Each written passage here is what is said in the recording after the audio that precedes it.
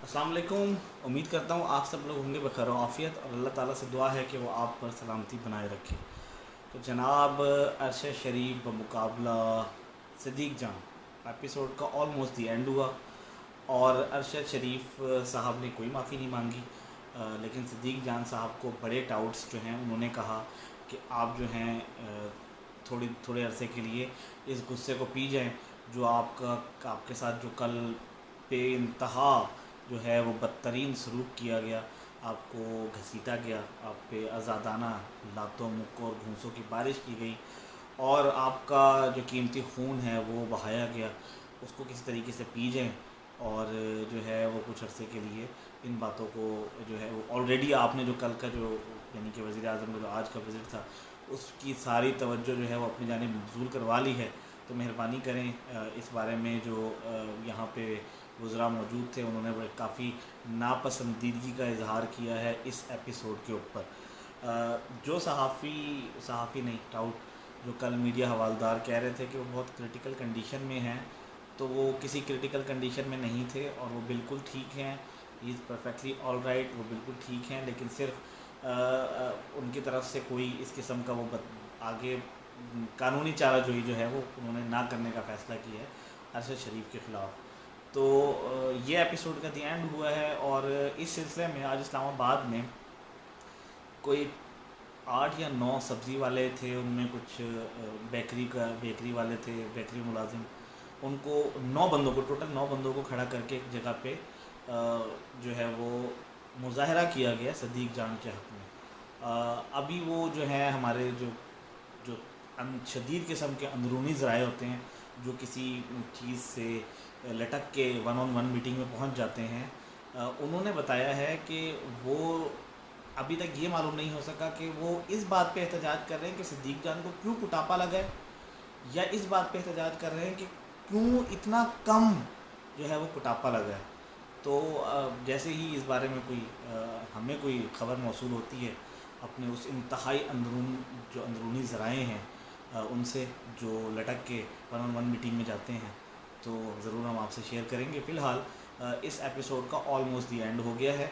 अगले दिनों में आपको कुछ अरसे बाद एक दूसरे पे शदीद किस्म की जो है वो गोलाबारी, जो लफ्ज़ी गोलाबारी है वो करते हुए नज़र आएंगे, लेकिन अभी कुछ दिनों तक इस बारे में सुकून ही रहेगा। इसके अलावा जनाब आज हमें बताया गया है कि सी पैक नामी एक चीज़ है जो जिसका कोई ताल्लुक़ नहीं है पिछली गवर्नमेंट से, वो खालिसतन जो है वो आसिम बाजवा साहब की प्रोडक्ट है।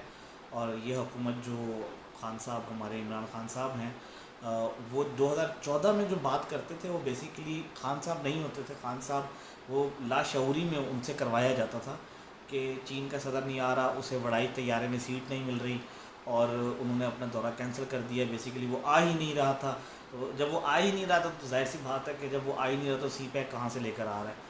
तो वो हमें बेवकूफ़ बनाया बेसिकली पिछले एतवार के अंदर कि सी पैक नामी कोई चीज़ आ रही है।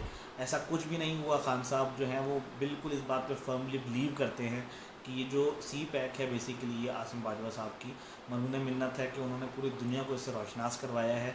और इंशाल्लाह हम उस सी पैक के ज़रिए अब इस काबिल होने जा रहे हैं कि जिस तरह हमें पिछले दिनों में बताया भी गया, व्लॉगर्स ने थोड़े से कुछ मीडिया हवालदारों ने जो व्लॉग्स भी बनाते हैं और टॉक शोज़ भी करते हैं, समझ से बाहर है कि वो अपने टॉक शोज़ में वो बातें क्यों नहीं करते जो वो अपने व्लॉग में करते हैं। जैसे काना दज्जाल आ चुका है, दज्जाल की आमद हो चुकी है और अब जो है वो खान से जो बाइडन को कोई नहीं बचा सकता।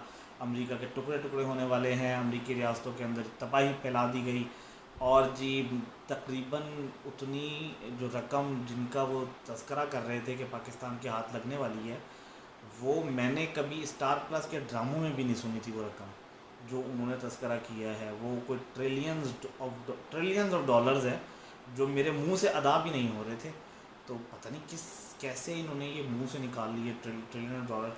तो कोई साबिर शाकिर नामी साहब हैं, उन्होंने बताया कि ट्रिलियन ऑफ डॉलर जो है ना उनकी बारिश होगी हम पे और कोई गरीब नहीं रहेगा, हर बंदा KFC मैकडोनल्ड जाया करेगा इंशाल्लाह।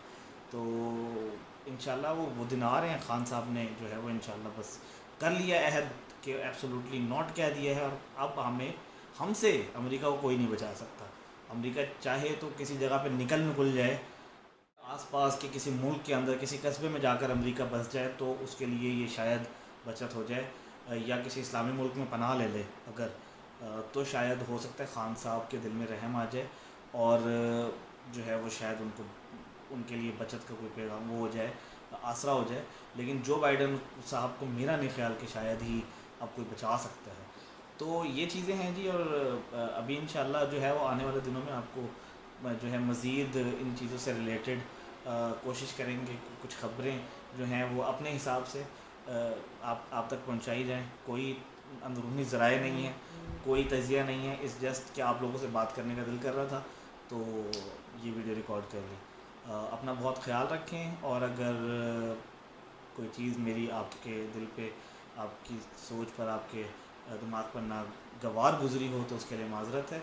और अगर आपको मेरी कोई बात अच्छी लगी हो या मेरी मज़ीद कोई वीडियो देखना चाहें तो आप मेरे चैनल को सब्सक्राइब कर सकते हैं। ज़रूरी नहीं है कोई बिज़नेस उसका पर्पस के लिए ये चैनल नहीं बनाया, it's just a casual channel, और आप इसके ऊपर अगर चाहें तो मेरी वीडियोस वगैरह दे सकते हैं। अपना बहुत ख्याल रखें, और दुआ है कि हम हमारा ऐसे लोगों से हमारे छुटकारा हो, हमें छुटकारा मिले जिन्होंने हमारे मुल्क को ऑलरेडी बहुत नुकसान पहुंचा दिया है, जिन्होंने जमहूरियत पर शब खून मारा, जिन्होंने पाकिस्तानी वोट की चोरी की, जिन्होंने पाकिस्तानी कौम के कारोबार की तबाही की, पाकिस्तानी मईशत को नुकसान पहुंचाया, जिन्होंने पाकिस्तान के खड़े हुए मंसूबों को जो है वो ऑलमोस्ट तबाही के दहानों पे पहुंचा दिया है। जो लोग पाकिस्तान के असासे जो हैं उनको गिरवी रखवा कर कर्ज़ ले रहे हैं, वो जो कहा करते थे कि मैं जो कर्ज़ लूँगा तो मैं उससे बेहतर ख़ुदकुशी कर लूँगा, उन्हें अब ना शर्म आती है, उन्हें अब ना हया आती है, और वो ढिठाई के उस मनसब पर फाइज हैं जहाँ पर वो आज भी तकरीबन 3 साल उनकी हुकूमत और तकरीबन 2 साल पिछली हुकूमत में जब वो नारा मारा करते थे कि मैं किसी को नहीं छोड़ूंगा, तो वो बेसिकली आवाम को कहते थे कि मैं तुम्हें नहीं छोड़ूंगा। और आवाम, आप अगर अपने दिल पर हाथ रख कर बताएँ, अगर आप पाकिस्तान में कारोबार करते हैं, अगर आपके स्टेक्स पाकिस्तान में हैं, क्या आप अपने कारोबार, अपनी नौकरी, अपनी तनख्वाह, अपनी में जो मुल्क में होने वाली महंगाई से, यानी इन सब चीज़ों में मुतमईन हैं? अगर आप मुतमईन हैं तो अल्लाह आपका हामी और नासिर हो, और हमारी दुआ आपके साथ भी है कि अल्लाह आपके लिए भी बेहतरी वाला सामान करे। अपना बहुत ख्याल रखें और दुआओं में याद रखिएगा। अस्सलामु अलैकुम वरहमतुल्लाह।